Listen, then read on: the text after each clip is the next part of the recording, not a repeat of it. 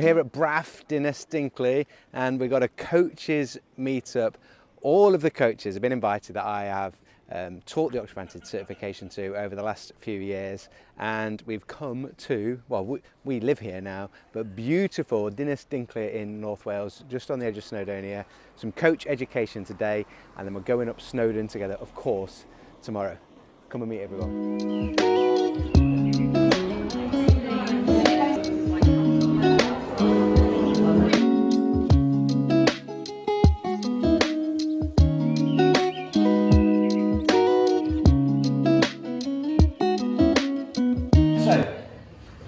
Principle around the diaphragm. Your diaphragm is involved in breathing, but also involved in stabilising the midline, stabilising the lumbopelvic hip complex, like stabilising around here. If I get him to lie on the floor and watch, and you might see the belly moving more than the hand. And you go, like I said, start with simplest first. So there you go. I ain't done anything other than your diaphragm is under there. Yeah, and you can touch it and palpate it. Yeah, for some people it will be really difficult to do, and they'll be looking straight on it. It's going to come down, and as it comes down, it flattens out. It's coming down towards the attachments on the spine. So when he's in, if he's in when he's in his normal position, it's moving that way towards the pelvis. Does that make sense? Now, if he pushes the ribcage up, which way is it going to go down toward the pelvis? It's going to go here. Now if he tries to take a big breath in, keep that shape, take a big breath in, okay, and compare it to come down.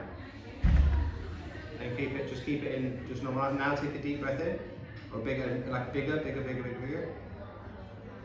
We will typically feel, you'll feel it on yourself, you'll feel restricted when you put the rib cage up here, so that it can't move down here. We call the distance it moves, the zone of apposition. That is in your manual. We might not use that terminology very often. The zone of apposition is how far it's going to move, the distance it moves down. They've measured when the ribcage is out of alignment, out of optimal, the movement the diaphragm is going to go through is out of optimal. Does that make sense? It's like it's not in the right position, or it's outside of optimal. Where it's going to move is going to be outside of optimal. The same as any joint in your body. You put your shoulder in a funky position and try and move it, it's not going to go through the same range. Yeah? Does that make sense? Just jump on the floor, feel that for yourself. Okay, we did out of your t-shirt as much as possible, and then take a big breath in and feel how you're going to get like stuck. It's like it feels like it's almost stretching at the front, or it doesn't feel like it moving. Then compare it to when you're relaxed on the floor with the ribcage aligned. Can you notice the difference in how much your diaphragm moves? If you want to be technical, your zone of apposition. Can you notice the difference when you change the position of your... You sure?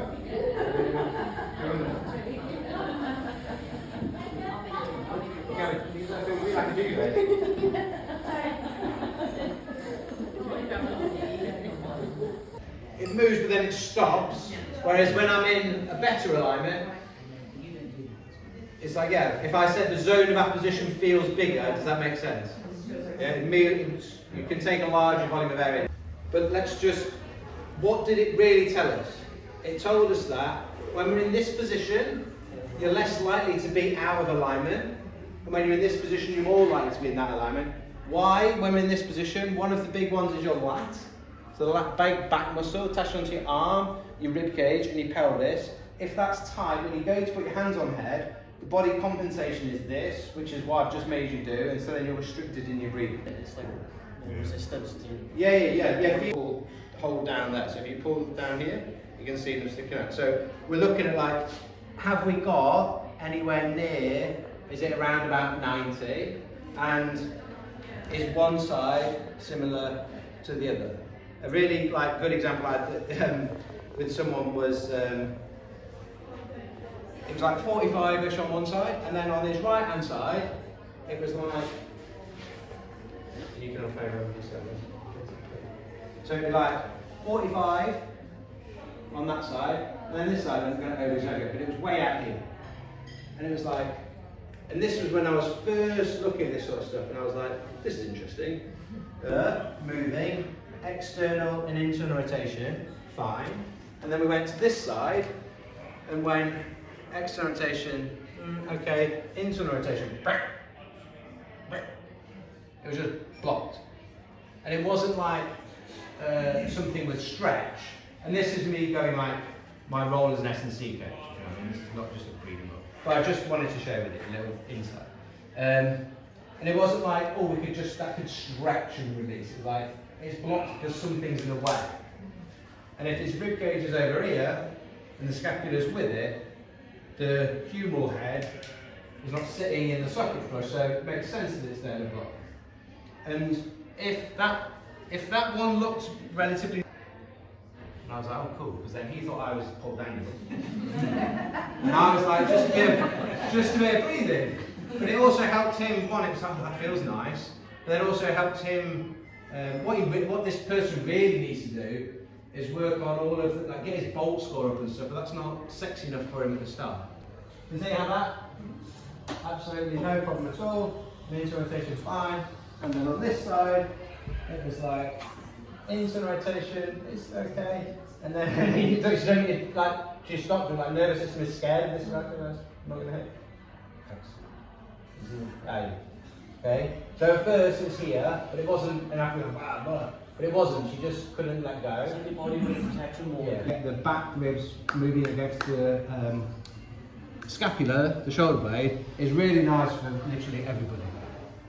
I don't care what you do. This. So pelvis stacked on top of hips, and then this is the principle. We're going to put the body in a position that when I ask her to inhale, the only place that air can go or the ribs can move is where I want them to. So I don't have to ask her to do anything other than breathe. I want to restrict the front. How do we restrict the front? We get her into flexion. So I want to tuck the pelvis, so really tuck it underneath. Yeah? I want to hump the back and relax. Okay, relax. Everyone have a go. Just do one.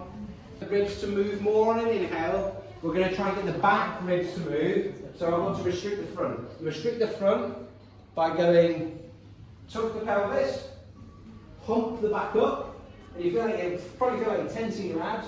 Push your elbows into the floor, and it's quite active. You're going to be working quite hard.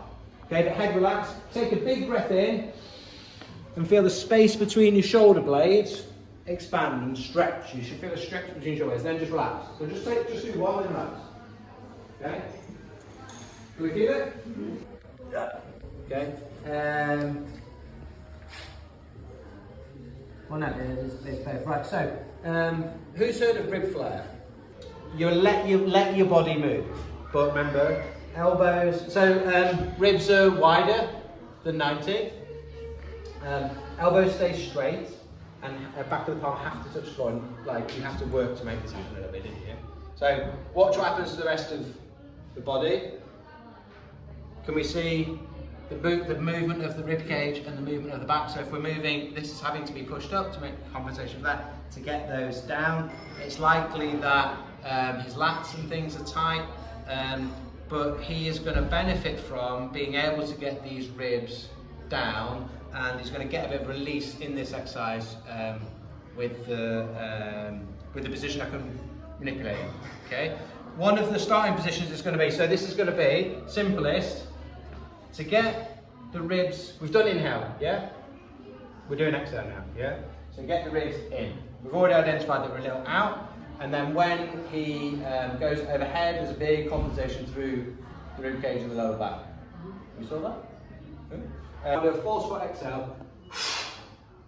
The body's way to get air out is compress the rib cage, which is compensate spinal flexion, compensating for my ribs not going in. So we want the ribs to go in. So I've got to position his body in a way that when I ask him to do a forceful exhale, he can't compensate. So that's why we go into a low floor position. So he would lift his bum up in the air, okay, not too high. Because if he goes super high, he's going to go back into extension. So just a little bit off the floor now, 3 inches, yeah, cool. Right, put your hands on your abs. Don't want people to see it. No, so what should happen is, you're going to feel that tense like mad when you force, so the hardest, strongest, don't make it pathetic. Hardest, strongest exhale. Good, relax. Good, relax, relax, relax. Okay, good. I didn't know he was going to do that. Floor. Good. So that, look, this is flat.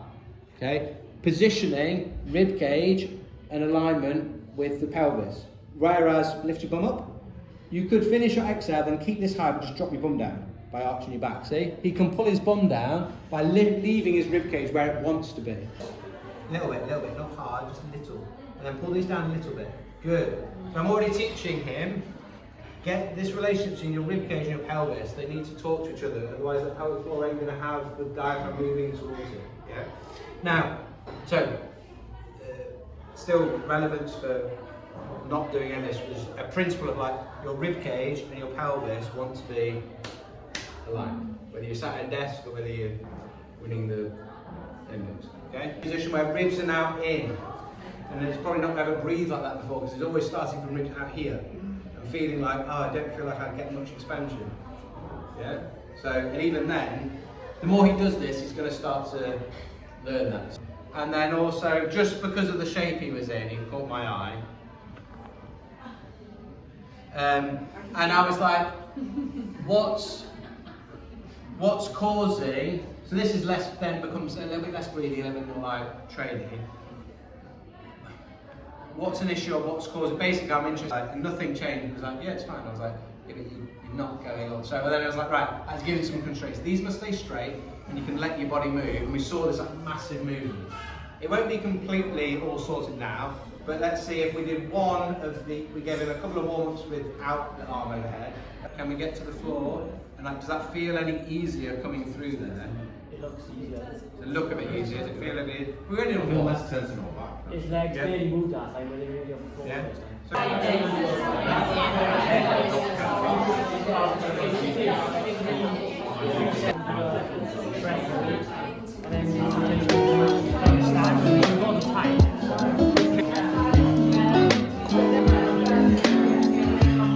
Yes, I found myself testing less and less. This is how fast you can come in.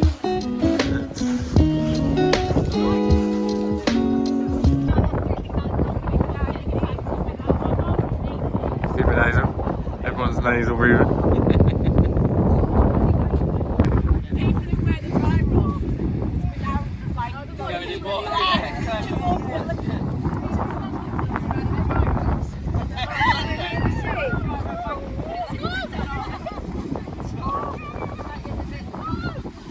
Look at that. Let's take it through the quad!